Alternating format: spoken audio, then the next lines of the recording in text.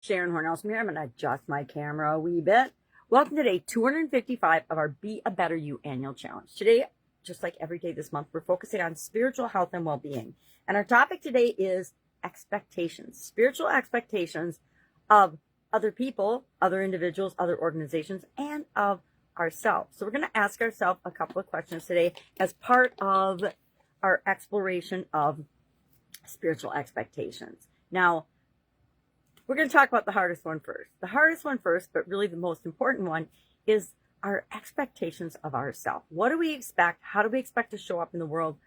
What is that line in the sand that we draw when it comes to our spiritual beliefs, our spiritual health, and our spiritual well-being? Because just like every other area in our life, nobody's going to take care of it for us. We have to do it ourselves.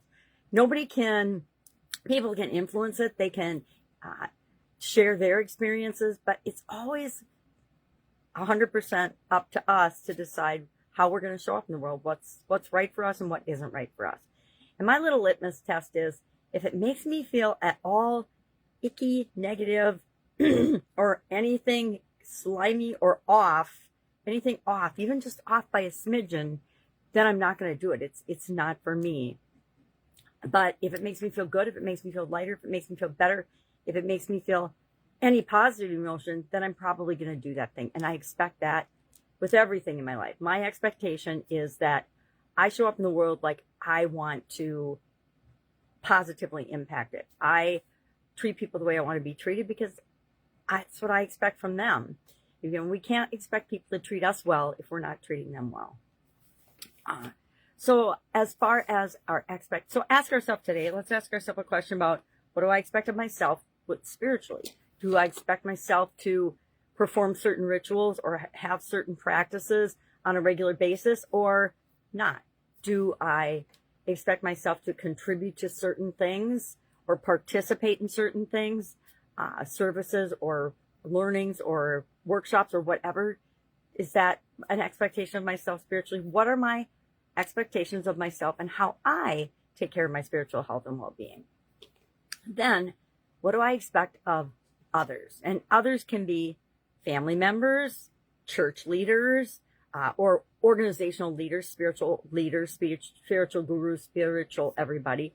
And believe it or not, we all have expectations of them. I expect them to set the example and be the leaders in their organization, meaning lead in the way that they want their followers to behave, and behave in a way that they expect the people that they're teaching and mentoring and guiding to behave as well, right? We talked about this yesterday. Do as I do, not as I say, because that's how it's always going to work. So we all have those expectations. So think about that for a couple of minutes today. What do I expect from other people with respect to spirituality? And maybe it's just, I expect them to all just do their own thing and leave everybody else alone about it, right? It's a private, personal thing, and I don't expect anybody else to do anything for me, and I'm not going to do anything. And I don't like that. That doesn't go in alignment with my contribution and my spiritual guidance, but it might in yours. And then, so today we're going to ask ourselves, what do I expect spiritually from other people, other organizations?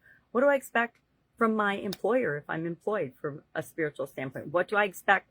I'm sticking with this one for the Be a Better You annual challenge more on a personal level. What do I expect from family members, friends, acquaintances, leaders in the community, my workplace? Do I expect them to honor my spiritual beliefs and rituals?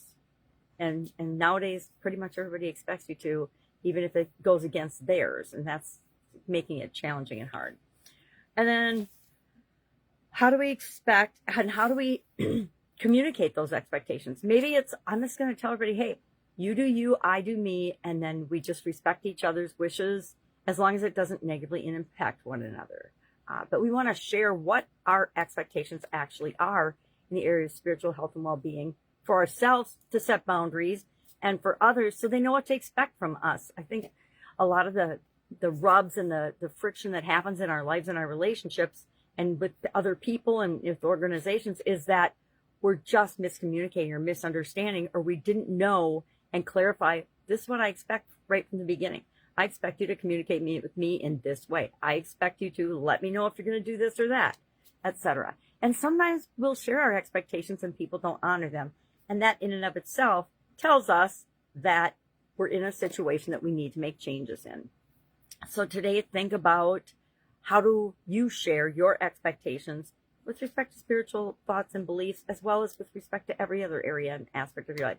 Because chances are, if you might be sharing your expectations in, physical, financial, relationships, but you're not sharing your expectations with respect to spiritual freedom, spiritual beliefs, spiritual thoughts, spiritual health, and well-being.